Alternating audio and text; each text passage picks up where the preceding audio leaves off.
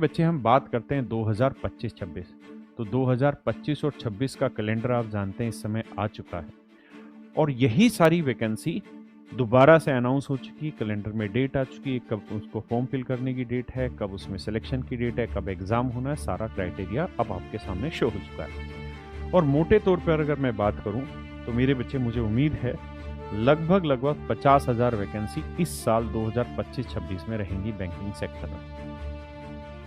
और सबसे बड़ी चीज क्या है कि एसबीआई बड़े खुले रूप से अब आगे वैकेंसी निकालने लग रहा है।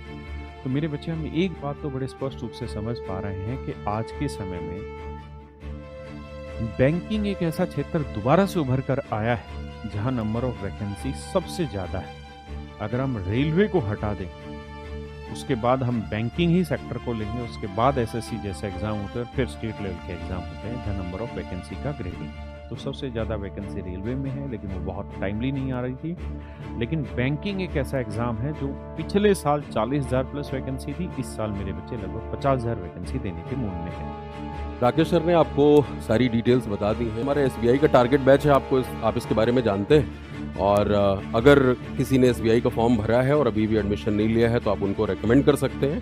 सर ने इतनी सारे वैकेंसीज की बात करी, आपने देख लिया पिछले साल 40,000 वैकेंसीज आई थी, इस बार का भी कैलेंडर आ चुका है। और बैंकिंग एग्जाम की खास बात यह है कि यहाँ पे कभी भी आपको कोई दिक्कत परेशानी नजर नहीं आती। हर साल चुपचाप सिस्टमेटिक तरीके से एग्जाम होते जाते हैं, न कोई कोर्ट केस, न कोई पेपर लीक, कोई प्रॉब्लम नहीं। और सारे ग्रेजुएट बच्चे हर तरह के कॉम्पिटिटिव एग्जाम देते हैं, उनके पास ये बहुत अच्छा मौका होता है। तो अब जब आपके पास कैलेंडर आ चुका है तो ये हमारा पहला फाउंडेशन बैच जो है वो आपके सामने है, राइट।